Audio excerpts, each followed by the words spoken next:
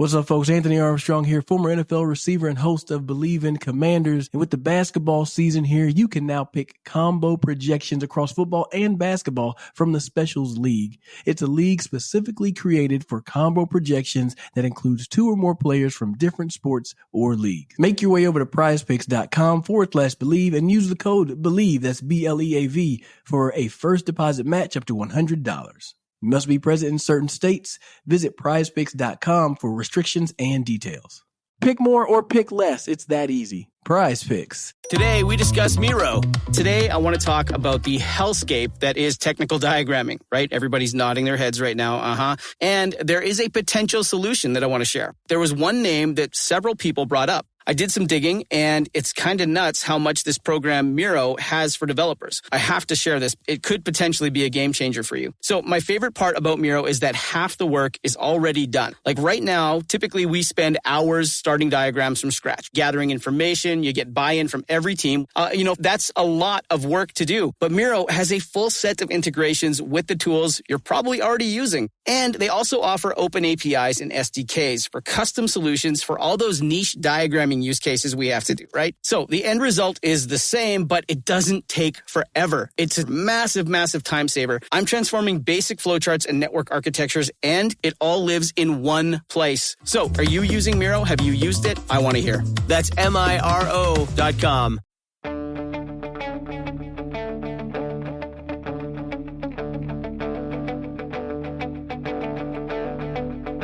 Ich warte seit Wochen auf diesen Tag und tanz vor Freude über den Asphalt. Als wär's ein Rhythmus, als gäb's ein Lied, das mich immer weiter durch die Straßen zieht. Komm dir entgegen. Hello and welcome to Gegenpressing, the Bundesliga podcast from the Football Grad Network. I'm your host, Bryce Dunn, and yes, I'm back after a lovely holiday and time away. I've returned, and joining me, as always, are the two fellas. They didn't go anywhere. I'll introduce the first one, as always, in Chris Williams. Chris, how have you been since I've been away?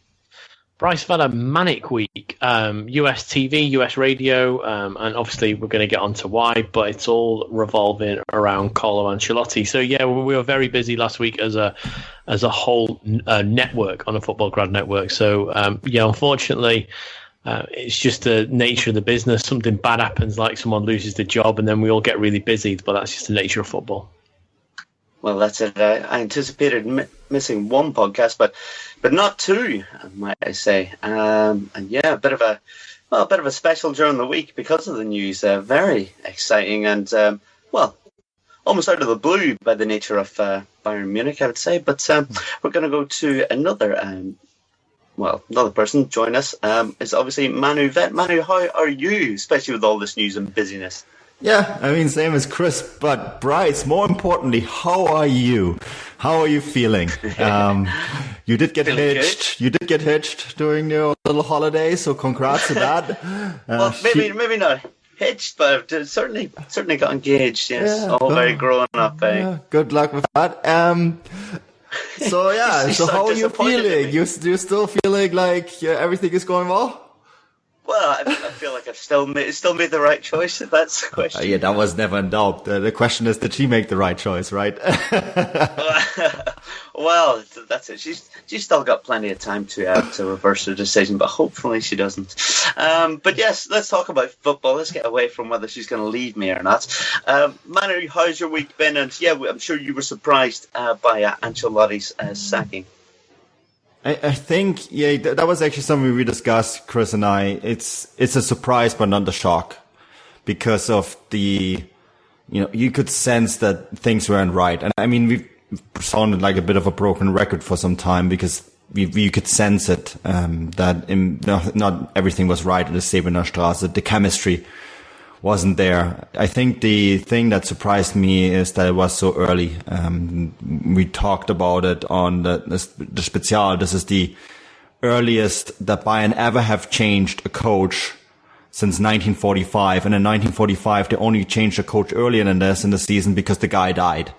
It's very uncommon, very un-Bayern-like, for what happened. this week. And I guess that's really what surprised me. I think it wasn't a shock, because you could sense that something was going wrong. It's the timing that surprised me.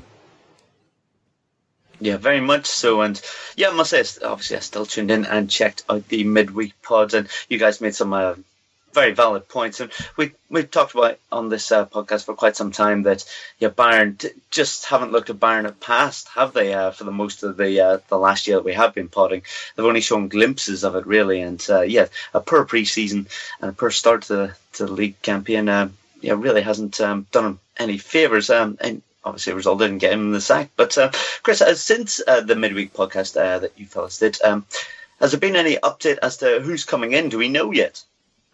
Well, we don't know. Obviously, Willie Sagnol's in at the moment, isn't he? As a bit of a goalkeeper, isn't he? Trying to keep it all together.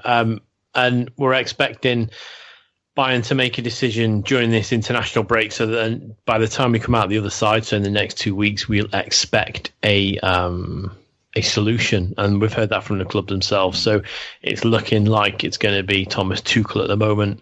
I don't think anybody else they want is available, be Jurgen Klopp or Julian Nagelsmann. So I think it's looking odds on to be Thomas Tuchel. Very interesting. Interesting to see how he gets on there with the big personalities. Manu, obviously we were messaging during the game today where Bayern went to Hertha Berlin, and they only managed a 2-2 draw after being 2-0 up. Very un-Bayern-like, but it's not the first time it's happened this season.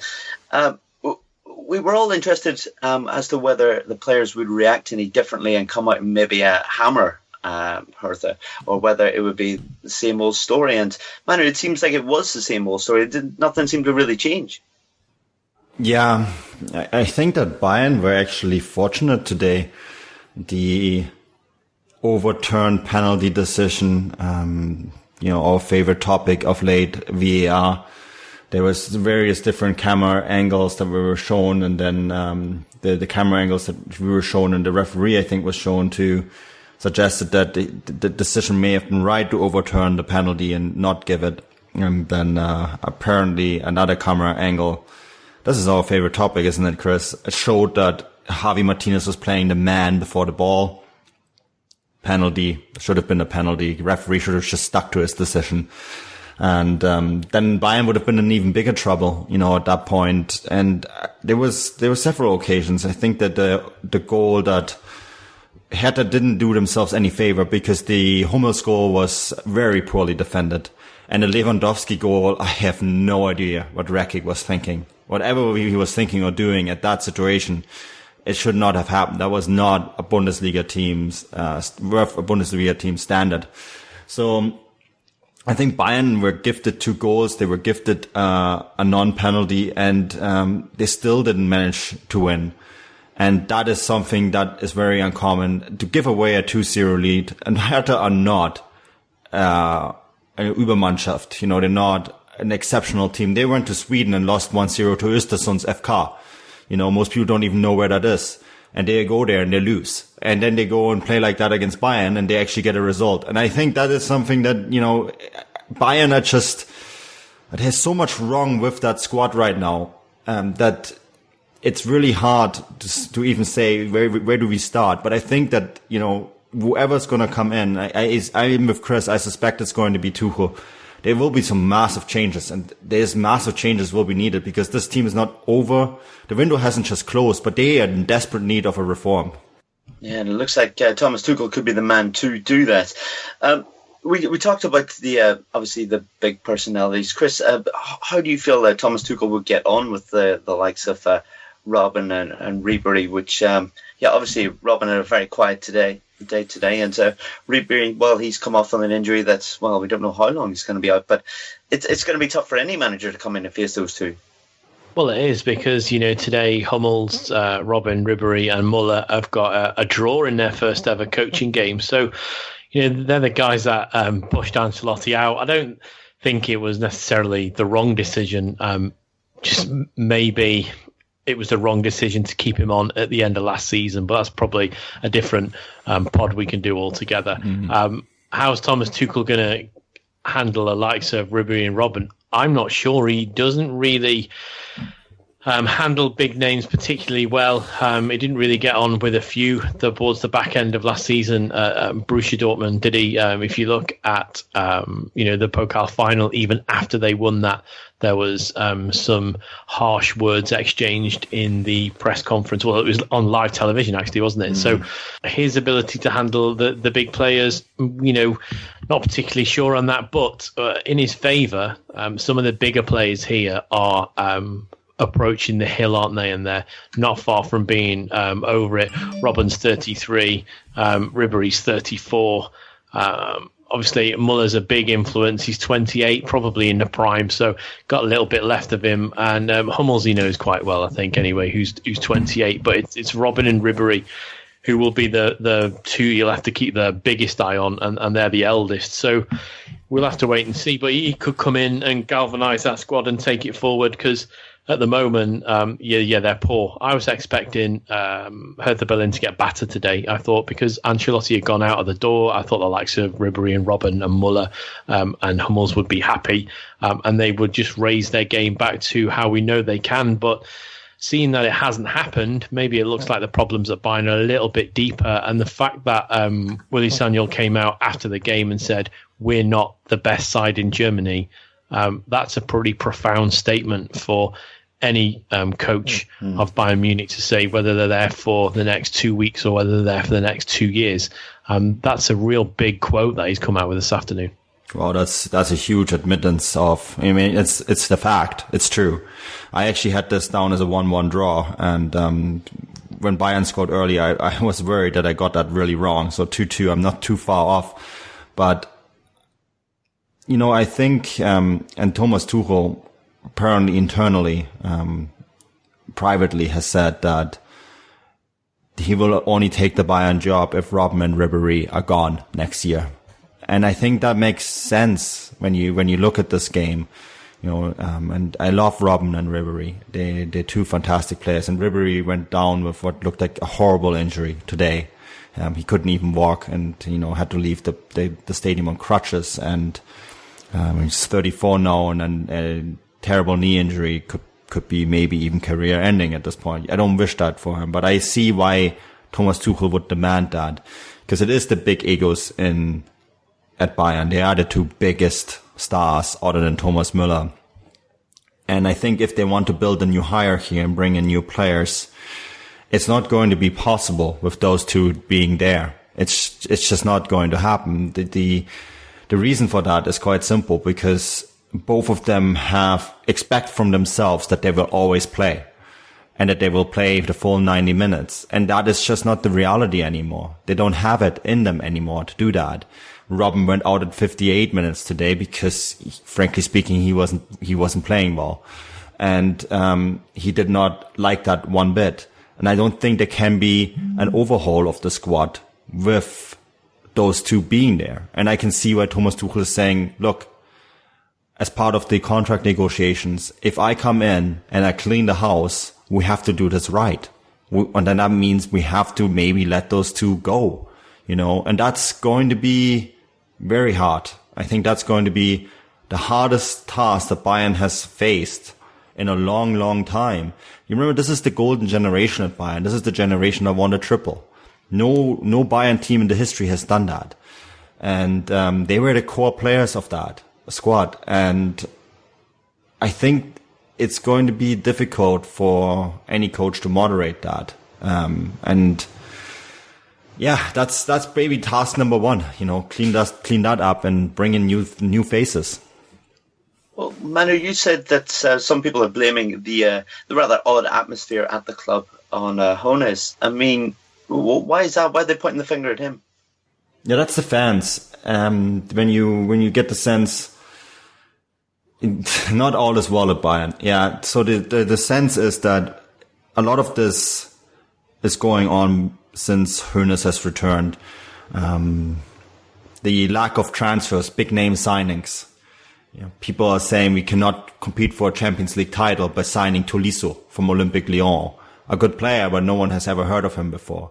We cannot win the Champions League without a backup striker. And that's true. They probably can't. Robert Lewandowski is a great striker, but what happens if he goes injured. Bayern are one major injury away from completely throwing away the season because Ribéry is now out. Robben hasn't been great. The backup for both of those players, one of the backups is playing at Hoffenheim and the other one is just not ready. And there is no one up front that can replace Lewandowski. Müller is a great scorer. He's a great assist giver and he can score on occasions, but he's not an all-in-all striker. So Bayern are just one injury away now, where they not only have to worry about we're not winning the title, but they might have to potentially worry about not advancing from the Champions League group. And then you're looking at the teams that are around them. Leipzig won today. Hoffenheim didn't win this week, but they have looked very good. And Dortmund had a terrible game on Friday, but still won. So they're looking at a situation now where they have to be very careful of what they're going to do for the rest of the season.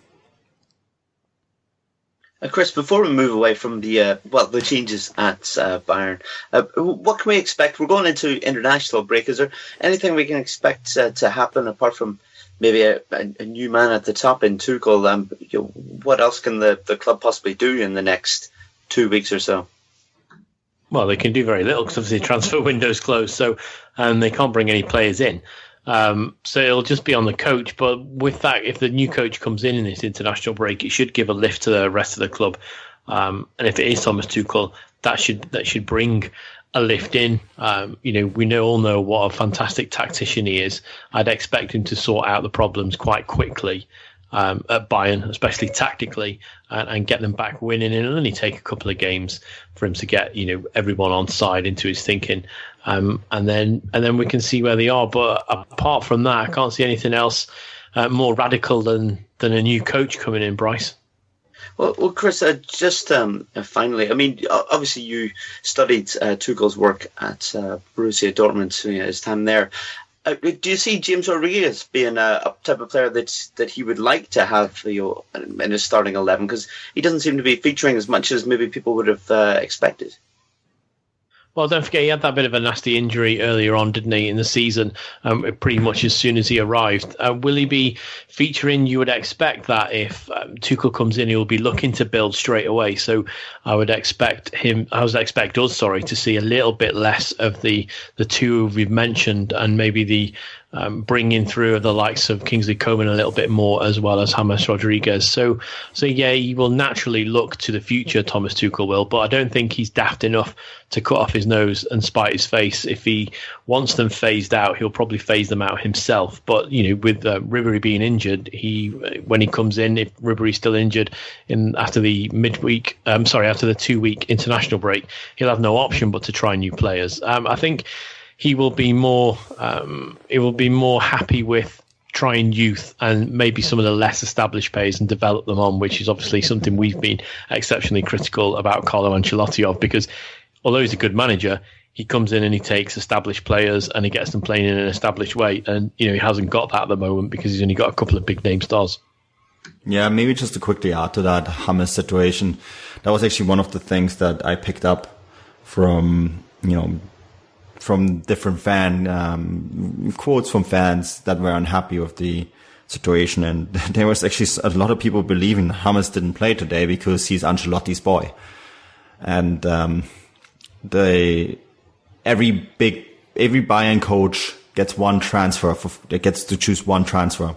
And James was Ancelotti's transfer. Thiago was Pep Guardiola's transfer, right? The rest of the transfers are all done by the club, by management.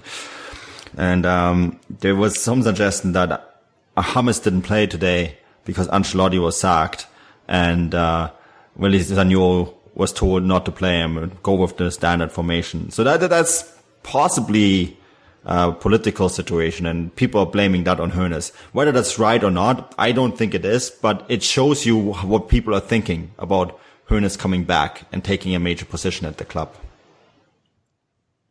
Oh, I'd be excited to see what one player Thomas Tuchel might want to bring in. But we'll move away from this. Obviously, we'd just like to say, hopefully, Ribéry does recover from that hyperextension knee sooner rather than later. But let's talk about the games midweek in Europe. Manu, to be honest, it was a pretty dire week, wasn't it? The results I don't think one German side even got a win in the two European competitions, did they? Dire is the understatement of the day. It was horrible. It was pathetic. It was disappointing. It was worrying. It was the sides that represented the Bundesliga this week internationally are not worth playing internationally. And I'm saying this sounds really harsh, but I mean it. And I'm looking at Hoffenheim, Hertha.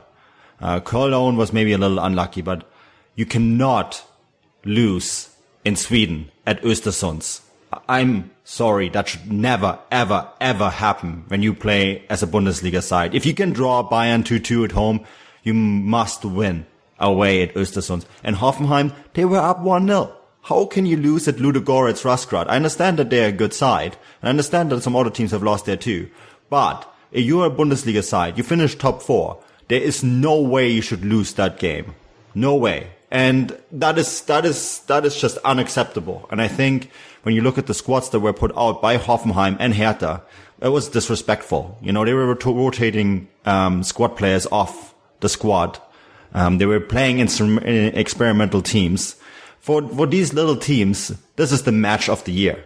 And to go into a game like that, that's unacceptable. That was a huge, for me personally, I thought it was hugely disappointing to see those results. I get Dortmund and Bayern, you know, they actually played two very big teams in Europe. So that can happen. Köln right now, we'll get into that into detail, but it is very disappointing, I think. Yeah, most certainly.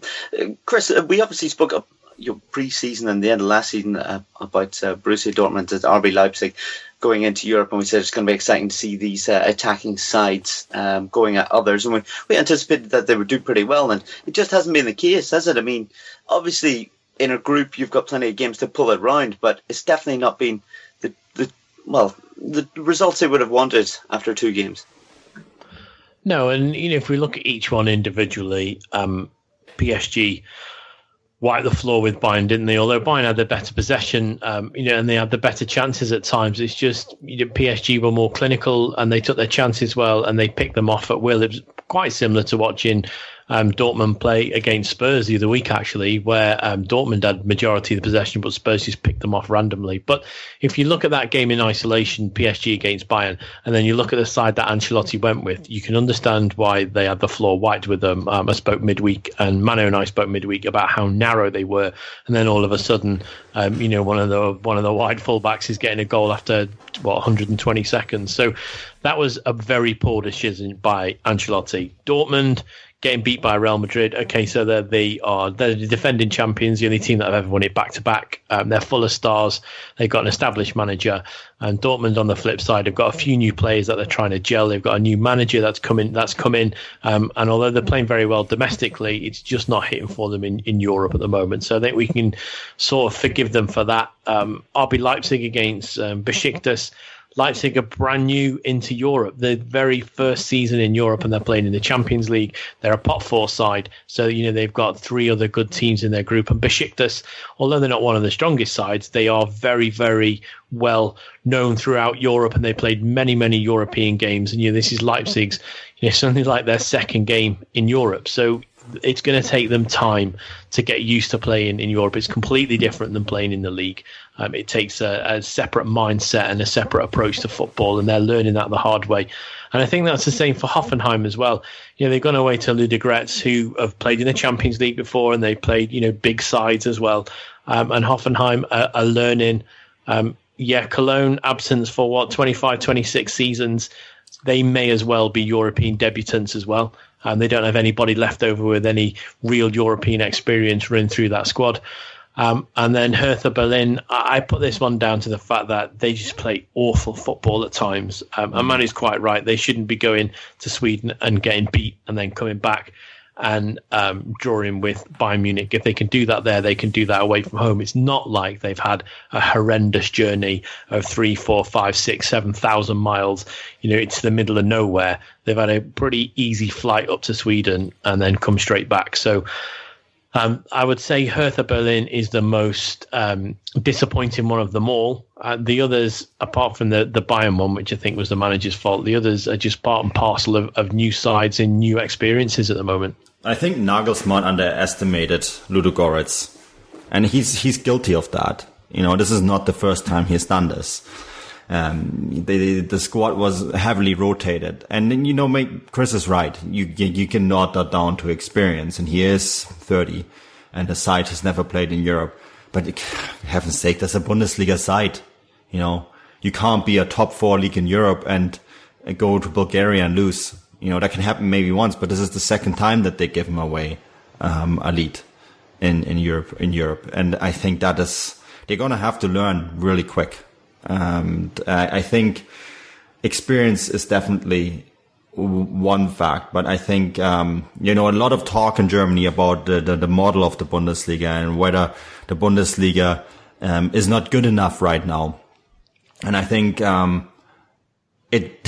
the Bulgarians, they're not exactly rich of money either, and yet they still won, right? And the same is true for Ostersund and Red Star Belgrade and Besiktas. I don't think that is necessarily what's going on here. I think it's inexperience is one factor, but it's also just, I think there's a little bit of arrogance, with some of these sides as well. And for years, Bundesliga teams have done quite well in Europe because they took it a bit more serious. And, I sense a little bit, with some of the younger teams that they don't quite understand how difficult it is. So, Manu, just to sum up, would you agree with Chris and say it's more an individual team kind of errors that have let the sides down over Europe, this last few weeks, or do you think there's deeper layer issues with the Bundesliga, like as you said, some people are mentioning? I think as a single match day, we have 6 teams in Europe. And there's 6 individual reasons why things happened the way they did. And so if you individually analyze the 6 different games, you can sort of, draw a conclusion on why the 6 teams individually lost their games. And I think if you take that as an isolated incident, it's not that worrying. But I think if this continues, if it becomes a trend, which it very well could, the first match day wasn't great either for the Bundesliga. And I think then you maybe have to look at the larger picture. And I think there is a little bit of a worrying trend in that teams in Germany paying too much attention right now. And I've mentioned this in the past. There is too much emphasis on building talent and then trying to make a profit from it.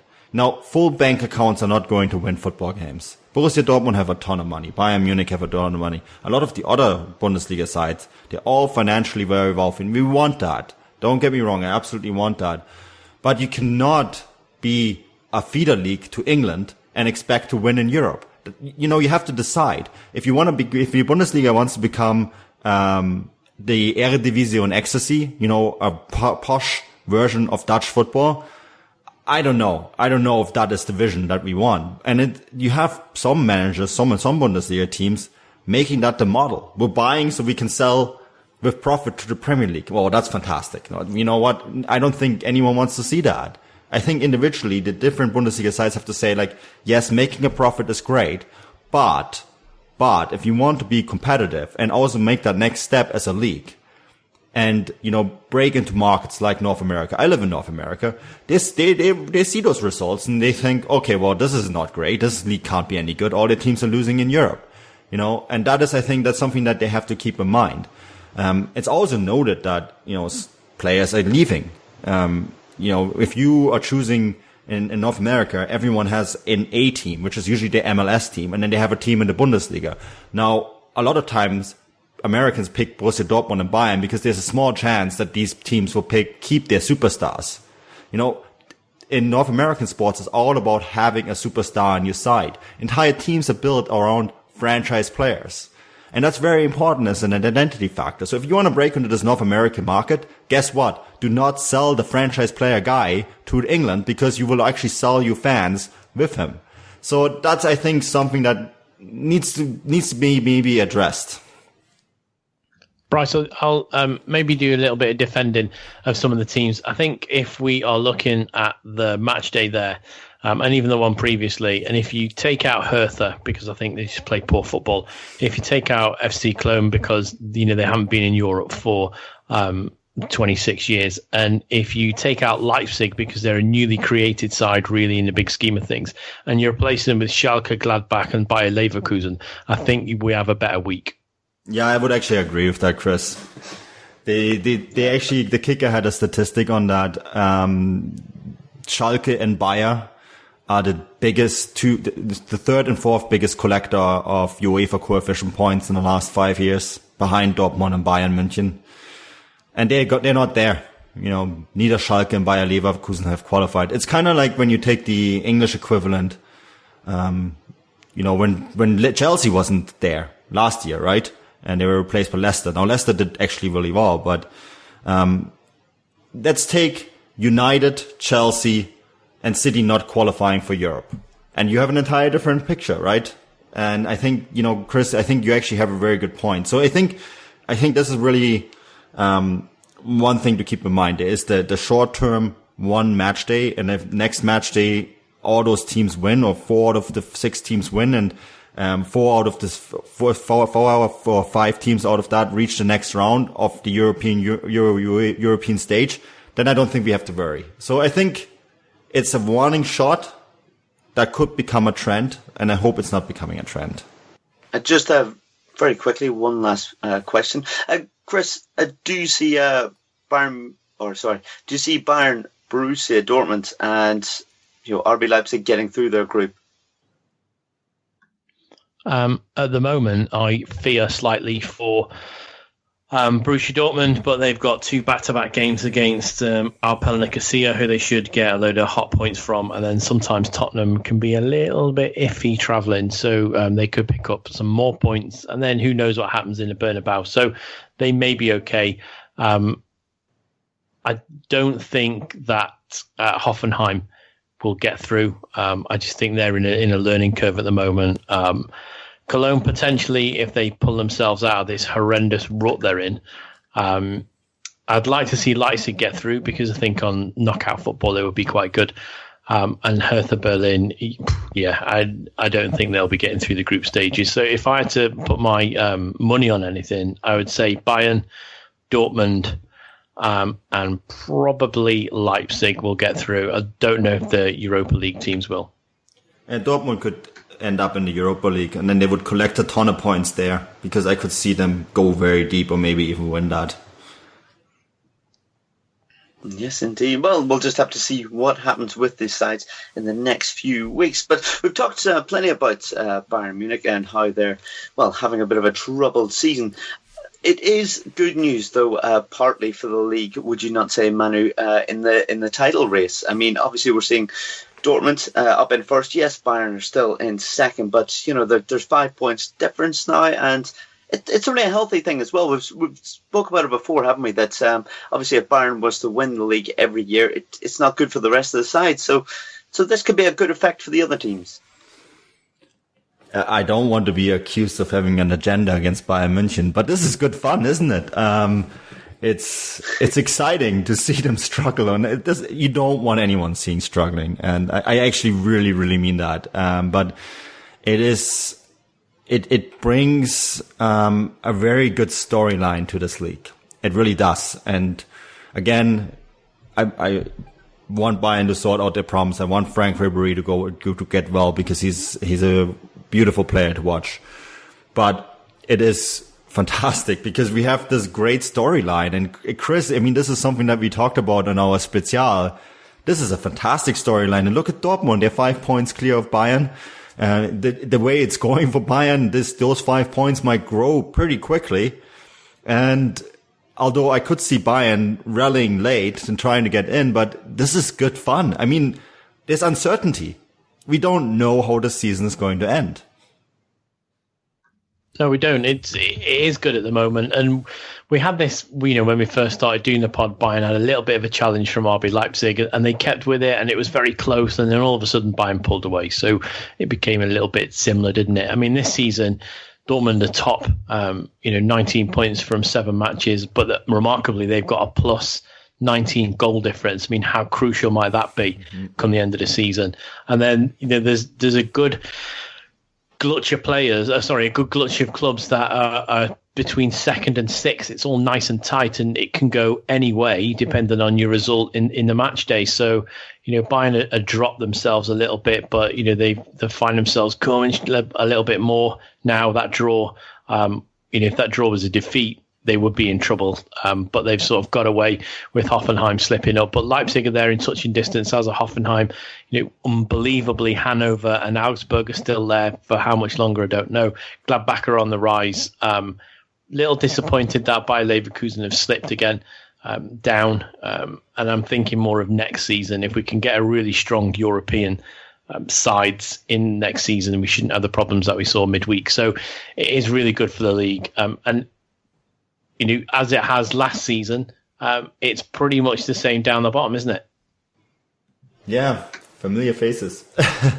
Very familiar faces down the bottom. But that's going back to the title race. I think Dortmund have a real chance to profit from the slip up and that Bayern is offering the rest of the league. Because even if they sort out a new coach over the international break, we mentioned all these problems that Tuchel would have to deal with, or if it's someone else, that coach would also have to deal with those problems. I could see them dropping further points in the next 10 match days, because remember that the earliest time Bayern can make fixes to the squad is after match day 17. They have to deal with this for another 10 matches. So it's exciting. It's really exciting. Well, I think the thing is, with these squads and whoever Bayern Munich bring in, you would imagine that they're still going to pick up a hell of a lot of points and a lot of wins this season, even if it's a poor season by their standards. So I think all the other sides really do have to take advantage of this, poor patch that they're having at the moment. And a new coach coming in, sometimes it takes time, to get those things in place. Ancelotti's style could be very different from Tuchel's, for example. So I think the other sides have just got to keep plugging away. They've got Freiburg next. Hopefully Freiburg will go out and really give that one a good go. But talking about Borussia Dortmund, Chris, they struggled a little bit this weekend, didn't they, against Augsburg? And not everyone was entirely happy about the performance, were they? No, but they won. So that's the key thing. Last season, this game they bossed and they came away with a draw. And everyone's like, how on earth did they come away with a draw from that game? It should have been 8, 9, 10, because it was. They had that many opportunities to score. They didn't play particularly well this week, but they've won 2-1. So that's a good sign. If you look at it from last season, when we were talking a lot, weren't we, about missed opportunities and missed chances. And this one, on this particular match day, we're talking about the other, how they didn't play particularly well, but they've still won. That's key for this. You can have an off day. This is their 7th match now. They're going to play a little bit iffy on one of those 7 games, and they've done it and they've got away with it. And it's a fantastic goal. That's won it. But I don't think you can complain too much if you're playing poorly and winning, which, this is the first time they played poorly and they've won. So I would say that it would be a harsh critic that comes in and says, it's probably not good enough that they've just scraped a victory here. They've played poorly and they've won. Yeah, that's it. You'd rather have your side play poorly all season and win the league, wouldn't you, I suppose? But I don't know about that. But I don't know about that. But occasionally, Chris, as Liverpool fans, I think we would probably take that for at least 1 year, would we not? Yeah, but what you've got to remember is they're now 5 points clear of Bayern Munich, and if they hadn't have played particularly well and dropped another 2 points, then they're only 3 points clear, and that's where the problem was last season. This is why they didn't finish in second last season, because when their opportunity was there to pick up points, they didn't, and the opportunity wasn't there to pick up points this weekend, and they did. So I'm quite happy after watching them last season and failing to pick up points that if they're going to have one iffy game every 7 and still win, I don't think there's much you can really complain about that. No, I think that's fair enough. Manu, you guys obviously spoke when I was away with John about Aubameyang, and maybe not Well, John has always said that he felt that he missed more of the easier chances and maybe scored the more complicated ones. What did you make his performance this weekend then? Yeah, he missed a penalty. I thought he missed a few chances, and it kind of feeds the debate. We're probably gonna get a special article in Kicker about it this week again too. And it feeds the debate that's generally happening about Pierre-Emerick Aubameyang, that he doesn't put away the easy chances. And that penalty, I think a lot of goalkeepers know that he likes to do the Panenka, and Hitz was very smart to just, stay in the middle of the goal mouth and just collect the ball. And it was the easy penalty to save. And I think that's something. It's such a hard one for me because, on the other hand, he's such a charismatic guy. He's such a superstar. He is the kind of guy. He's a franchise player. He's the kind of guy that people identify with and people love watching. And, if he scores that penalty, everyone will be giving him adulations and congrat him. And, there will be articles written about how funny he is. And it's such a fine line, and if you're a superstar, an athlete, you're almost an artist, and I see him almost like that. Dortmund won the game. I think that's really the important factor in this, that, they won this game. That's all that matters. And Aubameyang had a bad day and they still won. And Chris is quite right. Last year they wouldn't have won this game. Bad day for Pierre-Emerick Aubameyang meant that Dortmund would drop points, and they didn't this time. So, yeah, the debate on the world-class thing continues. I personally think he is, but he's not efficient. Yeah, I think he is as well. And I thought Chris made a very good point last week in saying that, it's hard to criticize him when he got over 30 goals last season. But probably if he had to put away some of the chances he did miss, he'd probably be getting the likes of 40 goals. He's just that good with his positional play, isn't he? But Chris, the next game between these two, obviously after the international break, between these two, I'm getting ahead of myself, is Dortmund versus RB Leipzig, and that's obviously a very exciting prospect. Yeah, it always is. It'd be interesting to see the off the pitch this season compared to last, see if there's been any calming down intentions. So that'll be one to keep an eye on. But on the field, it was a cracker last season, wasn't it? And we can remember the Tuchel hand signs, the mouth signs on the side of the pitch, which was, added a little bit of spice to it. But I thought it's got all the ingredients. Both teams, I think, are playing well in the league. Obviously, Dortmund a little bit better, but Leipzig are still there in the race already, and they play good football. We've seen firsthand the good football they play. It's been a little off on times, but this is the sort of game where you expect Leipzig to come out all guns blazing and to be at the top of their game. So this could be, one of the top games. Hence why it's going to be on 5:30 in 6:30 in Germany on the Saturday night. It's the big game of the weekend, isn't it? Yeah, it definitely is. It's going to be a very exciting one, and one that could possibly see Dortmund go even further ahead at the top if other results go their way, or it could just make things ever so closer if RB Leipzig can get a victory. But guys, let's talk about things at the other end of the table. Obviously, as we've mentioned before, Cologne are having an absolute shocker this season. We've reported plenty about them and for them, I suppose, football grads.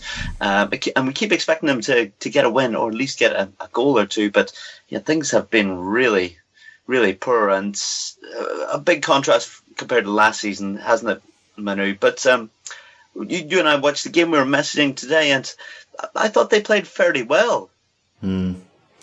Yeah, they did. They're a bit unfortunate. The guy that they're missing was in the stands. Anthony Modesto was in the stadium today.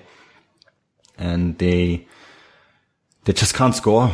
It's really, really that simple. They can't score. John Cordoba, who they brought in, I still believe he's a great player.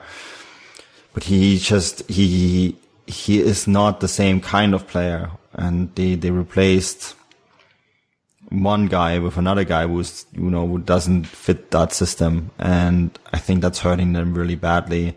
And then once you get into that spiral of bad results, it's really hard to get out of it. And the midweek games don't help either. I think that's something that's hurting them really badly because they don't have time to readjust. I think if there is a team in Germany that is happy about that international break right now, it's them. There's no other team that is happy because they signed Claudio Pizarro, who is an all-in-out striker, who I think can help them. Just the leadership off the pitch, but he's also good to get those important goals. And remember, he did something similar to for Werder when he was there 2 years ago and more or less saved them from relegation. And I could see him playing a similar role there, but it's going to be tough. I mean, they only got 1 point out of 7 games, and it's doable. Hamburg has shown that it's doable to get out of the relegation zone, even if you're stuck in it. But it's certainly not looking great. And I am worried about them. I don't want them to go down because I think it's one of the best stadiums in Germany. It's one of the best atmospheres. I believe it's in the long run a club that should be one of those big clubs in German football too, simply because of the fan power that they bring and the commercial value that's in that area of Germany. They have the potential to become a big club and a rich club and a club that could add value to this league, and I certainly hope that they're not going down. Yeah, well, just compared to last year, they were obviously fairly sturdy at the back. This year, they're making mistakes. I mean, today they were dallying with the ball, and instead of just get rid of it, I don't know whether they thought that they could play it out at times. And obviously, RB Leipzig have got some rather quick attackers, and they were causing them a lot of problems. But goals they just can't get since Pizarro, obviously a record. Setting Pizarro, one of the all-time highest goal scorers in the Bundesliga. He's 38. It's a big ask. John Kodroba came off with a hamstring issue today, which doesn't look good. They're going to really struggle. I mean, if Pizarro can get them a few goals, maybe 10, 15 goals this season, which, yes, is a big ask for a 38-year-old. It might make all the difference, but every game is becoming a tough one now. I mean, if you're looking at the fixtures coming up, they're at home to Werder Bremen, then they're away to Hertha, and then away to Bayer Leverkusen. And last year you would have fancied them against some of these sides, but not this year. And it's really testing times. It's really concerning. Chris, do you see any upside? Do you see Cologne being able to pull out of this? I mean, they haven't changed their squad that much compared to last year, but apart from one player, which made it obviously a massive difference. Yeah, I worry a little bit for them the longer this rut goes on. If they could have got, a draw today, I think that could have helped. But evidently, they couldn't, and they were beaten in the end, weren't they, by Leipzig? I agree with what Manu says there. So Pizarro's come in. He's not necessarily going to go and get them 15, 20 goals, but what he does bring in is a hell of a lot of experience and a big character in the dressing room. Maybe that's what Cologne have identified, that there's a slump in the dressing room. There's no natural leadership in there. So they've brought him in, on a free transfer at a very old age. Let's be honest, he's 38, which is old for a top level footballer in one of Europe's top leagues, and he's obviously going to be in Europe as well. So he may not have that much influence on the pitch. And what we've seen today, him coming in as a bit of a bit start, although with Cordoba getting injured, he may get more time on the pitch than he thought he would. I still think he's been brought in to bring in all his experience that he's got from the clubs he's been and everything he's seen and done, and especially that he did with the Bremen. And can he do it again with Cologne? I hope, like Manu does, that they don't go down. I don't like to see any side go down really, but Cologne, I was really impressed with them last season. I thought they would go really well in Europe, in the Europa League, and I thought they would be able to keep it together and have a good crack at the Bundesliga. Not win it, but be around about the 5th or 6th place again and maybe have a good Pokal run. But at the moment, they look like a team that's lost, and it must be a real bad atmosphere in that dressing room at the moment. And I think that's probably why Pizarro's been brought in. But can I see them escaping a drop? It's very early at the moment, isn't it? But the longer it goes on, I said this last week, the longer it goes on, and they're on, I think it was 6 games and 1 point. I said it'll be a trouble, and now they're on 7 games and 1 point. Are we going to get to 9 games and 10 games on 1 point? Because at some time or other, the gap becomes, it's 3 at the moment, and then to the next place up, and then it's 6 to safety. All of a sudden, that gap to safety goes to 6 to 8 to 10 to 12, and then you've got no chance. Yeah, it'll be a real shame if that does happen. Let's just hope for their sake that Pizarro and the rest of the team could come together and I'll pick up a few results. But let's look at the other sides down there. So obviously we talked about the other teams above them being 3 and then 6 points above them. That leaves that there's plenty of teams on 7 points, may I say. But Bremen are sitting in with 4 points at the moment, and things look, well, not just as bad as Cologne, but pretty close, Manu. I mean, they've had a pretty shocking start as well, haven't they? Yeah, but it's not a surprise. I think that my feelings about the leadership of that club are quite clear. I didn't think they did enough to bolster that line. Kruse is out down with an injury now, so that's not good. And they don't have anyone to back that up, the position up, because they let Pizarro go. And I'm not convinced. I'm just not convinced that Alexander Nuri is a Bundesliga caliber coach. He's done nothing this year to prove me wrong, and that's really a major concern. And I think this was something that you could kind of see coming, in my opinion, that they would struggle. And I think they almost need to be worried at least just as much as Köln. You know, they're still winless as well. 7 games without a win. That's not good, I think. And they don't have that excuse of midweek Europa Cup games. You know, they don't have that. So I think it's something that they will have to address. And my sense is that there might be a change coming over the international break at Werder Bremen. And Chris, obviously, if we look at the teams above them on like 7 points, yes, there's teams on 8, 9, whatever. But from 12th down to 16th, we've got teams sitting at 7 points. Out of those sides, is there anyone that surprised you and maybe disappointed you with their start? I mean, we've got Wolfsburg, Mainz, Stuttgart, Freiburg, and the poor old Hamburg fans. Got a feel for them every year.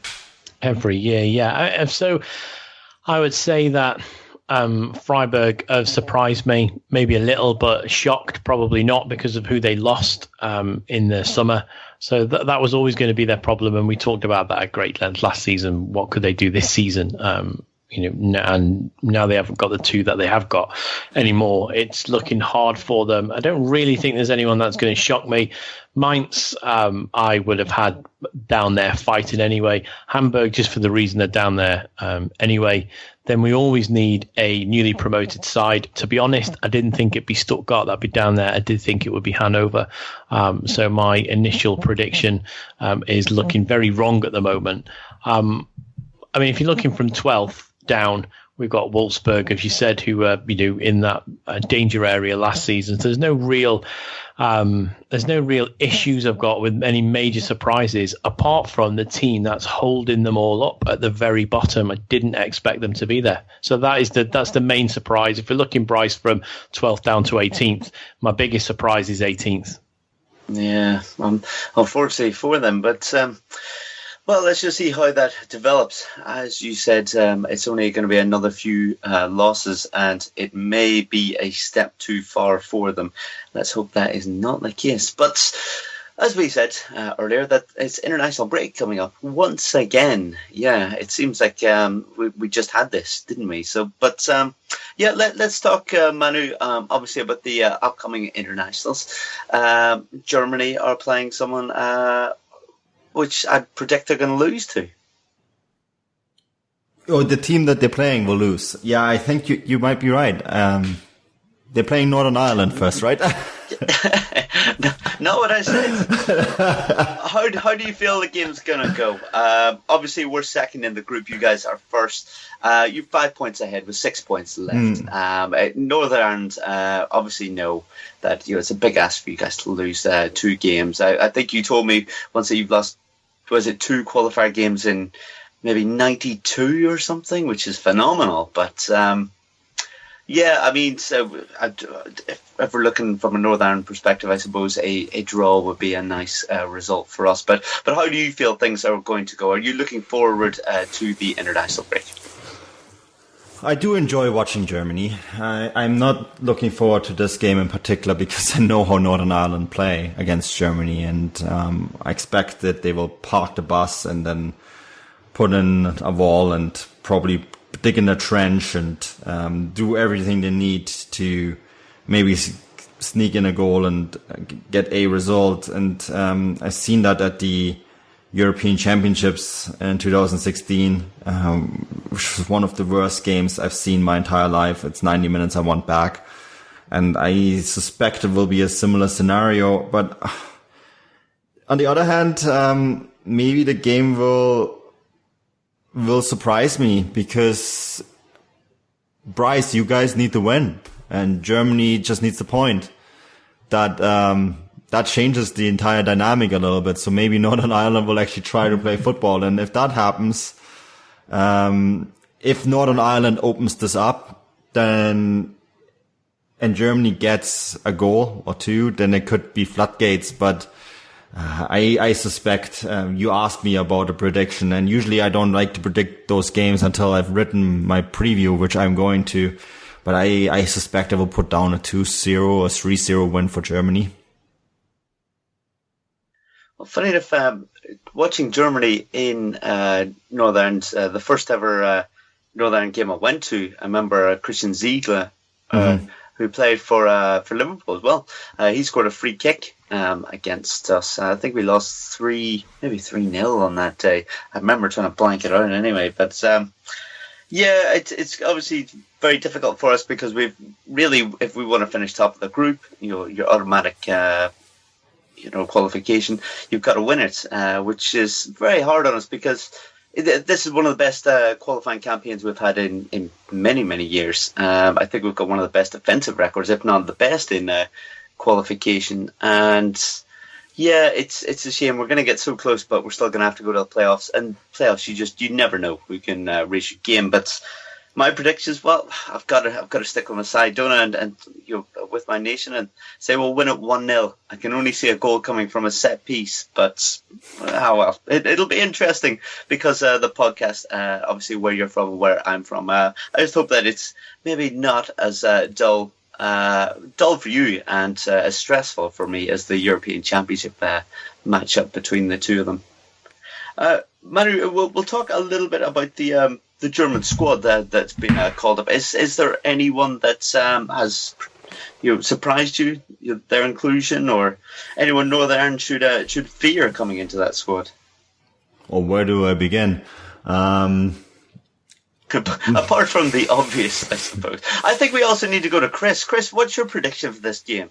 Sorry, I've just gone to make a cup of tea because you're talking about Northern Ireland and Germany. So I just missed the last 10 minutes of that conversation. Well, we need a prediction. It's only fair. Obviously, I'm joking. I didn't. I just stayed in the background while you guys chatted it out. You're more professional than that, Chris. A prediction. Well, we've got Chris Weir there, haven't we, Manu? On a midweek. I'm going to say 3-0 to Germany. Yeah, that's a good bet. Yeah, I thought you would. Yeah, Chris, thanks for that, Chris. We'll speak to you next week. Manu, let's go back to that squad. Is there anyone that you'd like to highlight, or that you think might get a run out in this game or the game against Azerbaijan? Leroy Sané. I want to highlight him. He's been having a really good time over in England, and he's been called up. He had an operation on his nose and missed the Confederations Cup.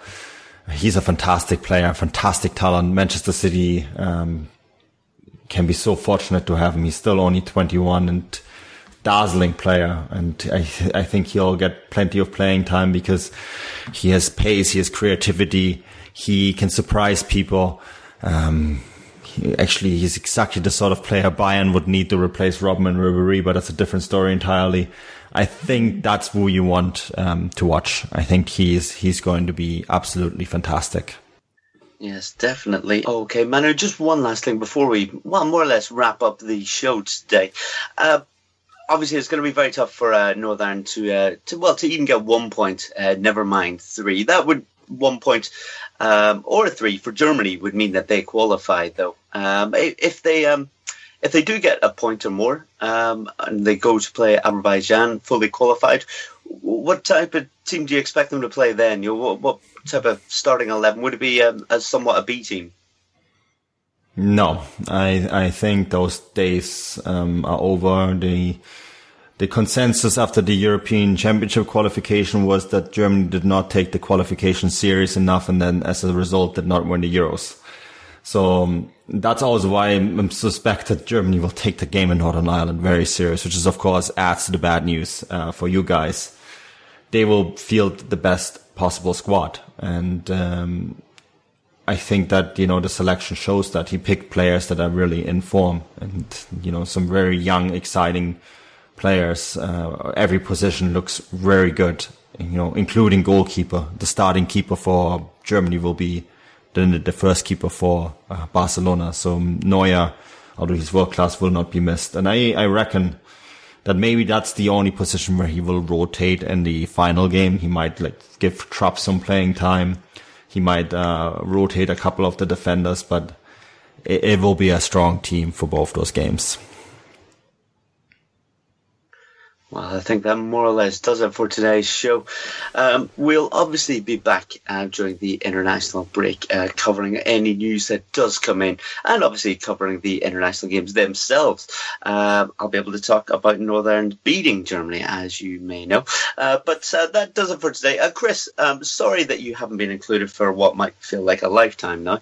But what have you got going on this week that you would like to draw people's attention to? Don't want to speak about it. Fine.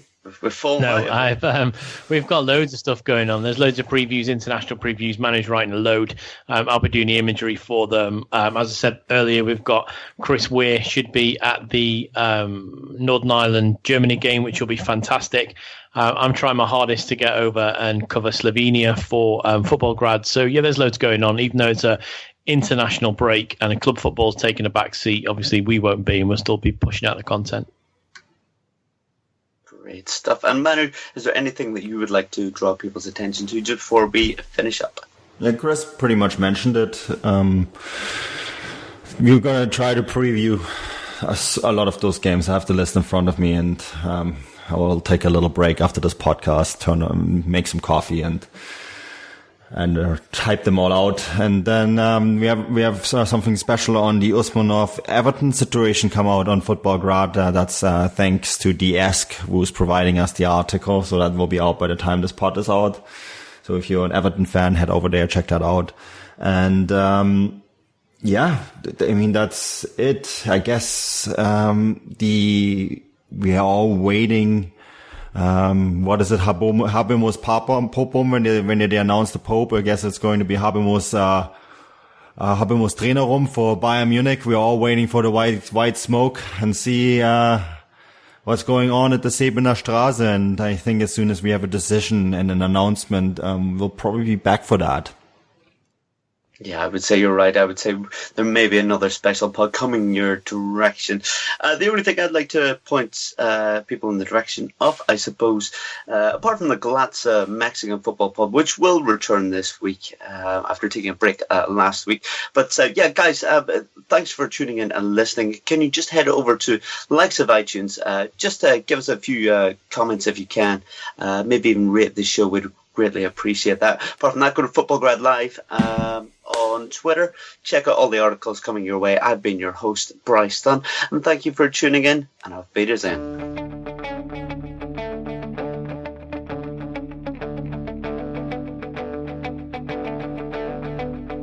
Ich warte seit Wochen auf diesen Tag und tanz vor Freude über den Asphalt. Als wär's ein Rhythmus, als gäb's ein Lied, das mich immer weiter durch die Straßen zieht. Komm dir entgegen. It wouldn't be the holiday season if there wasn't candy, right?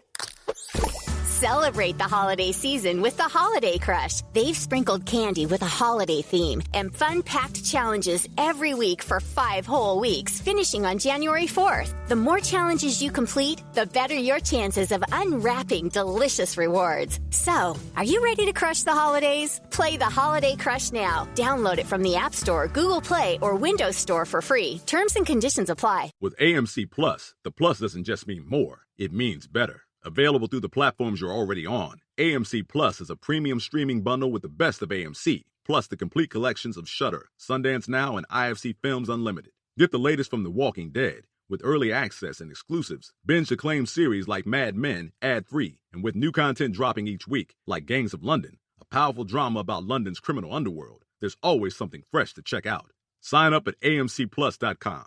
amcplus.com. AMC Plus. Only the good stuff.